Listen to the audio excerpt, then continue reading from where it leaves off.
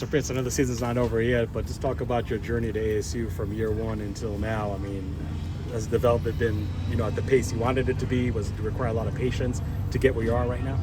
I mean, most definitely. I would say it required a lot of patience, especially what I've been through. I got here. I thought when I got here, I was having a good season, and then I had a little injury, and then came back again.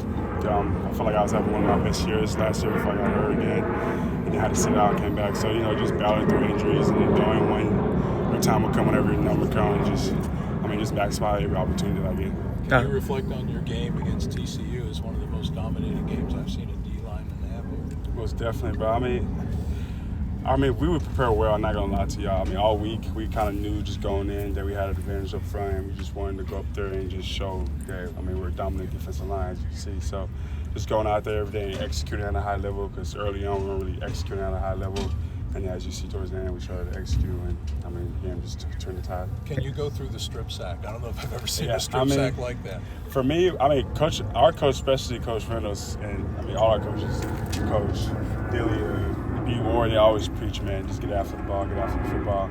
And Coach Reynolds been preaching to us. Even with Dilly, he came to our meeting with Dilly last week and was like, somebody's going to get a strip sack, I want to know who's going to be. So, just being me and just like how we rush, we compete every day. We have a little competition saying who's going to be the first one to get the strip sack. So just having that opportunity and going out there and just executing, whenever I was just pass rush, I kind of just saw the ball was right there. So once I went after it, I just seen that he was trying to break the sack, so I kind of just went for football at that point. In that vein, can you talk about how big it's been for the defense that you've been able this year in every game pretty much to get pressure with basically your 4 down linemen up front? Shoot, you know how they say, man, if you can get pressure with 4 down front, you're going to have a really good defense, especially up front. So just being over for us, being over for our coach to be able to trust us to go rush by having the car pressures, that gives our back end a lot of help, and that helps us up front, because, they have to do a lot of covering. And for us to be able to get pressure with 4 men and just run our games and execute at a high level, it's going to help us go a long way. Prince, building off of that, Coach Kinney has said he's noticed how much better you guys have gotten as a unit off the edge. How have you seen the growth between you, Clayton, Elijah, Justin, everybody working together? Coach Gilly tried to make this place one of probably the most competitive environments. So every day we come into practice, bro, it's really like a competition. Who's trying to run the best rep, do the best drills, who wants to get out there and actually get the rep. So it's just fun, bro, because from year one to now, you can see a lot of dudes just gotten a lot better, a lot bigger, a lot faster, a lot stronger. And just seeing pass rushing, bro. Coach Reynolds tries to make it a competitive pass rush environment. So every time we go out there, dudes are trying to win their rep, because if you lose, we're going to pick on you. So it's just fun to see the growth from year one to year 3. Speak of Daron, Kenny wasn't even joking. He said, I don't send Daron out to recruit. He needs to stay here. He needs to be a developer. Just talk about the impact that Daron has had on you from last year until now. Man, it's not a day, man. He's helped my game and my growth, just understanding the game and just being a smart football player, not just a football player, So what he's done for me, is not a day, bro. I understand the game a lot more. I feel like the game is slowing down a lot more for me, and I just have a bunch of moves that I always know that I can go to, rely on, just because the way we practice and go about our day. So, he's helped me a lot, and I'm glad he's here, and I can't wait for my game to continue to grow this event. You faced two of the best quarterbacks in the league the last 2 weeks, and in Utah now you're going to go up against another good one with a different kind of game. Can you talk about the challenges that will pose? Yeah, most definitely, man. They have a great runner.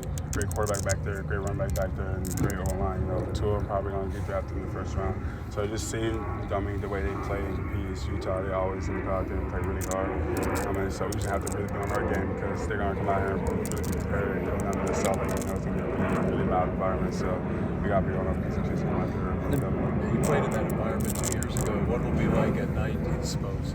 I don't expect nothing less than me, because when I was there, it was really loud, man. We really couldn't hear nothing. So just going out there, being prepared, and communication just have to be on point and at a high level to come out there with a W.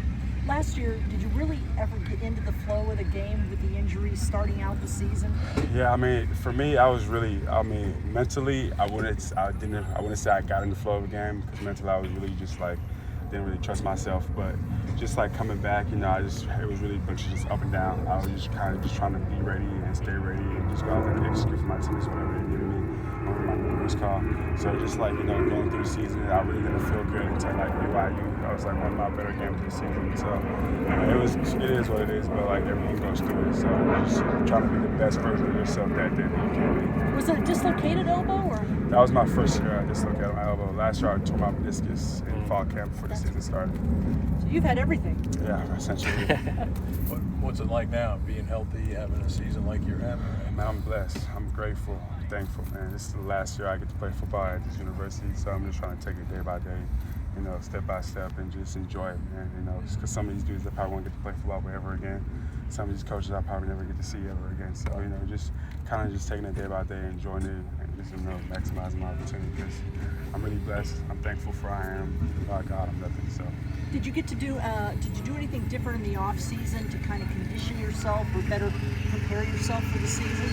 I mean, yeah, I would say for me, it was just mentally being in the right headspace, you know, because I mean, the past years I was dealing with a lot of stuff mentally. You know, I was mentally depressed when I was at Texas, and just coming here my first year, just understanding like, just to like take off all the negative, because I was really more negative so on myself after I got hurt. You know, because I was all alone. I was just kind of just dealing with a bunch of stuff, but. You know, just mentally make sure I'm in the right headspace whenever I come to practice, whenever I go to games, just so I can go out there and execute. And Prince, talking about the right headspace, coaches mentioned it. I mean, I know Coach Borch has been here talking about everybody doing their 1/11th, and you're talking about working with Coach Reynolds and just trusting each other. So not feeling like, you know, one person on the D-line has to make the big play. How much is that, do you feel, finally maybe like sunk in for the D-line to bring the play up to what it's been? I mean, yeah, you hit that on the head, man, because, you know, especially for the D-line, bro, Coach always says, don't hunt plays, man, let the plays come to you. So, you know, as a D-line, we always want to go make the play, make this, but, you know, not every play is your play to make. You know, you're just supposed to go out there and just do your job, you know, make sure that the play don't go to your side, you know, and making sure that everyone does their job. So we have to play a great defense, how the defense is supposed to play.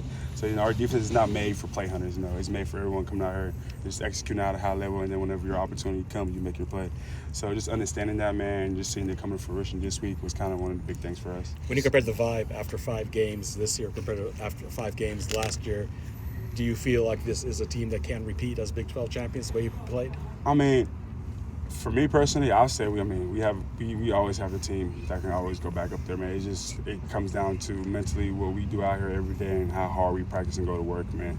So at the end of the day, it's really just us and how we come back compete. So I'm not really worried about like repeating, bro, because at the end of the day, if we go out here and do what we're supposed to do and execute at a high level every single week, the numbers, the stats, the wins will take care of themselves. So, I mean, you can say anybody can go out there and win a Big 12, but the ones that do are the ones that go to work every single day, and the ones that are the best are the ones that are winning and coming out here and executing at a high level every single day. So at the end of the day, if we go out there and do what we need to do, I mean, the numbers speak for themselves. What was it like to have that kind of performance, national TV on a Friday night, tons of scouts there, and to have that kind of breakout performance? I mean, it's a blessing, you know. That's just something for me. I've just been waiting for it, you know, and just praying for it to happen. Even my coaches, man, they've been waiting for me to actually just have one of those games that I think, I can have. And just being the type of player I am, I know that I can have just one of these games, just going out there and showing them what to do. But it was time to show them. I mean, everyone that I'm one of the best defensive linemen in the country, so I just wanted to go out there and prove it 1-1.